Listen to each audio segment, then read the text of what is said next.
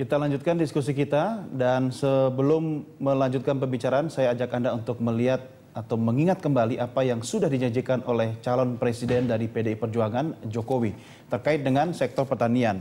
Gagasan Jokowi untuk sektor pertanian diantaranya dalam menghentikan kegiatan konversi lahan pertanian, memberikan pendampingan kepada para petani, dan juga membangun infrastruktur pertanian, misalnya bendungan, dan lain-lain.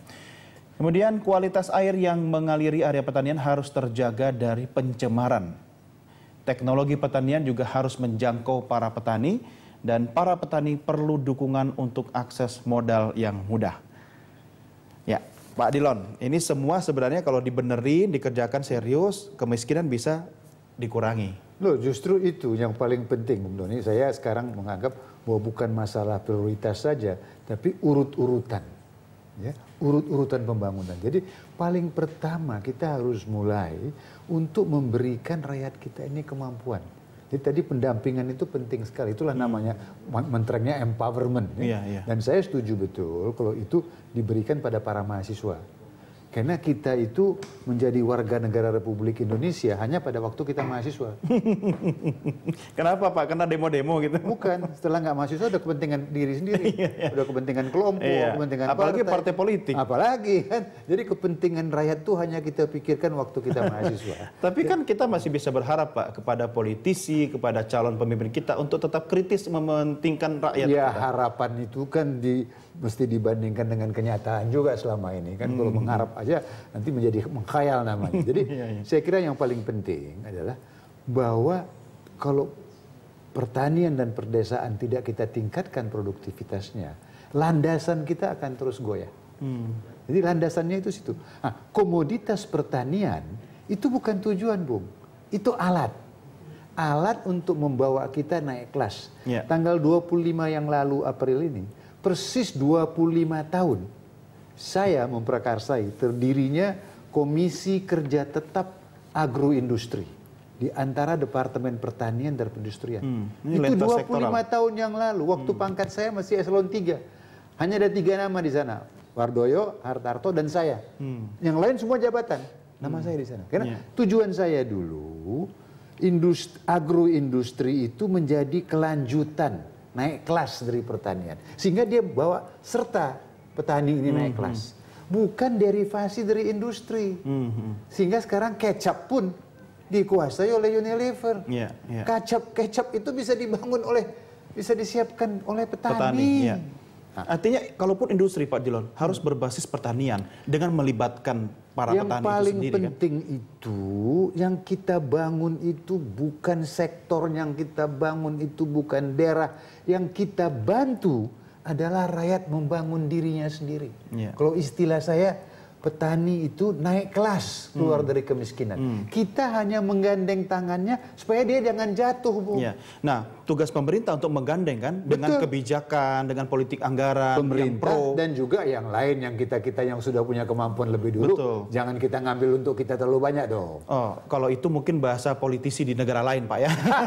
Kalau Indonesia kayaknya nggak seperti itu. Tapi Pak Dilon, saya ingat betul bahwa tahun 2014 Presiden SBY sudah mengalokasikan untuk 66,9 triliun itu untuk program pertanian. Dan ada ini diklarasikan di Bukit Tinggi ya setahun lalu. Jadi memang ada anggaran khusus 2014 ini fokus kepada pengembangan sektor pertanian.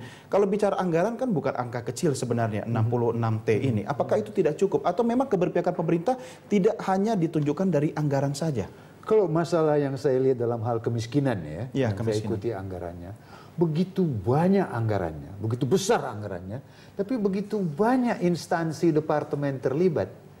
Tidak seorang juga banyak. Pun yang tidak bisa kita minta pertanggungjawab. Ini Bappenas, saya pernah minta sama Bappenas, tolong dong jelaskan sama saya, karena saya malu ditanya orang, ini uang begitu banyak kemana perginya?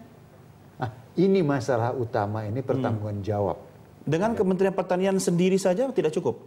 Tidak cukup. Direktoratnya kan sudah banyak. Jadi kalau menurut saya ke depan harus dikembalikan atau didirikan seperti yang dikerjakan di Malaysia, di Taiwan, di Korea Selatan adalah Departemen Pertanian dan Pembangunan Pedesaan. Sehingga kebijakan investasi dan perdagangan itu berpihak. Sekarang kita buka pasar kita semua. Tahu kan ribut di Bali? Itu orang-orang dari negeri luar saya itu marah mereka orang-orang dari India. Kenapa kalian nggak bela petani kalian? Nah, sekarang kita menghadapi orang-orang dari Amerika Serikat. Itu bukan kita hadapi petaninya, Bung. Itu kita menghadapi Departemen Keuangannya yang mensubsidi mereka. Urut-urutan ini penting supaya petani naik kelas. Yang saya katakan, orang-orang yang jadi TKI, TKW, itu karena kebodohan kita. Karena kekurang berpihakan kita. Kalau sektor pertanian memang betul-betul terurus dengan baik, mereka nggak perlu jauh-jauh ke luar negeri. Pedesaan. Pedesaan. Jadi kita nggak usah jauh lah. Kita lihat Malaysia saja. Kan mereka nggak lebih pintar dari kita orang per orang. Tapi mereka didik rakyatnya. Pada saat yang sama mereka ciptakan agroindustri dan industri yang padat karya. Yang bisa menampung orang-orang ini. Jadi sekaligus secara utuh. Jadi ini sebetulnya kalau ada Bung Jokowi lagi mendengar ini, saya mau bilang sama dia, ini jangan, anggaran ini kan tiap tahun ditambah. Ini si Arief ini tahu dia di Dewan kan. Sekali-sekali itu perlu namanya ZBB, dikerjakan Carter dulu. Zero based budgeting. Jadi semua item sekarang kita pertanyakan, kenapa kita lagi keluarkan uang ini?